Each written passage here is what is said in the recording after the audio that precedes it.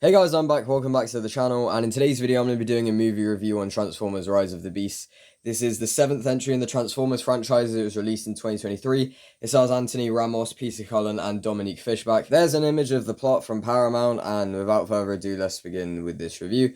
And let's start talking about the positives. And positives for Transformers Rise of the Beasts. It feels like this is a Transformers movie that was made with the intention of being something other than infuriating. It's not directed by Michael Bay anymore, which really helps the movie, and here it feels like they're just trying to make a fun Transformers story, which is something that I really felt was missing from the Michael Bay Transformers movies. I feel like if you're a Transformers fan, you're gonna like this one unless you really liked something specifically about the Michael Bay movies for some reason. It has the vibe, style, and innocence, I guess, that a movie based off Transformers should have, which is really good to see after over a decade of these movies and Michael Bay constantly getting them wrong. And with a Transformers movie, I feel like the main thing to talk about is the action and the special effects and the spectacle and all that. For the most part, the CGI in this film is really impressive, as usual with the Transformers movies. And I would say that this and Bumblebee have the best action scenes overall in the Transformers franchise, because they're the two movies in which it feels like the cameraman is not having an epileptic seizure in every action sequence.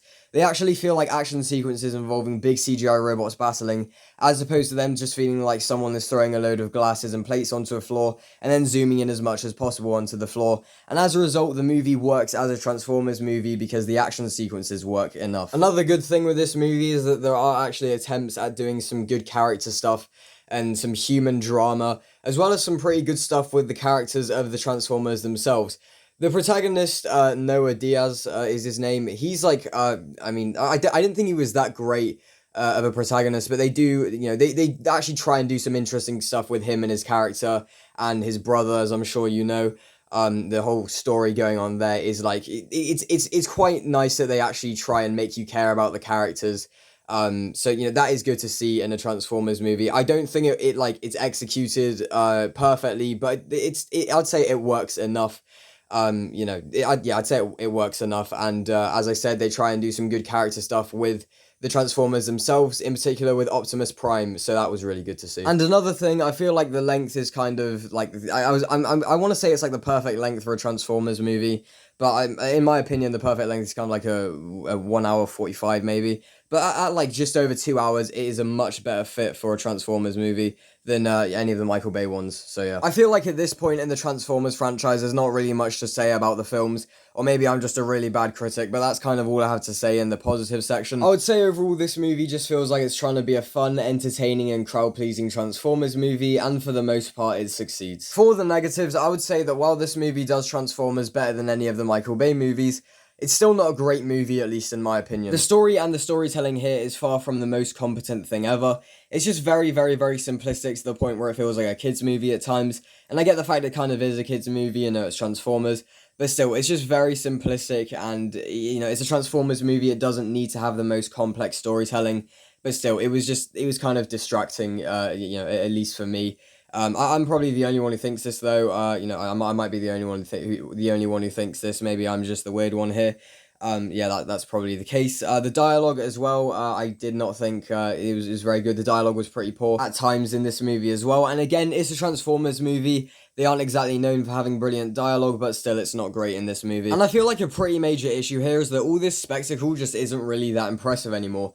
We've been getting these movies for over a decade now, and it just feels a bit too familiar. It's kind of like how I felt with Fast X. I wouldn't say it is stale, but it is just kind of, as I said, familiar, and as a result, kind of less impressive. Now, obviously, you have to judge a movie on its own. You can't compare it to other movies, at least not, when reviewing it on its own. I mean, you can do that, but, you have to judge a movie on its own. But it's kind of hard to do that when what this movie is doing has been done before, only this does it better. It feels like they've kind of gotten a Transformers movie right in a way, only now it's too late, and I'm sure a lot of people will disagree with me on that. But it's like, you take Michael Bay out of it, and you kind of look at this whole Transformers franchise in a better light, kind of. It's like, I respect it a bit more for, I guess, not being directed by Michael Bay. But still, it kind of feels like a right movie, wrong time kind of situation. Maybe if all the Transformers movies were like this in a way, it wouldn't be so bad after all. But now it feels like it's kind of too late in a way. But again, I'm sure a lot of people will disagree with me on that. And another thing in the negative section, by the way, a few of the characters kind of got on my nerves at times, so yeah, there's that. Sorry, I've been a not very good critic recently. These reviews aren't exactly as detailed or as long as they probably should be. But overall, I'd say Transformers Rise of the Beast, it's not bad. It's not great either, but for a Transformers movie, it gets things mostly right. I'm just glad I walked out of this one thinking, hey, I didn't hate that. So yeah, Transformers Rise of the Beast, I'm giving it a 5.5 out of 10, not bad. So yeah, that's kind of it. Thank you very much for watching this review. If you did enjoy, please do remember to like, comment, share, and subscribe if you want to. If you have seen this movie, feel free to let me know your thoughts on it in the comments below. Thank you very much for watching, and until next time, bye bye.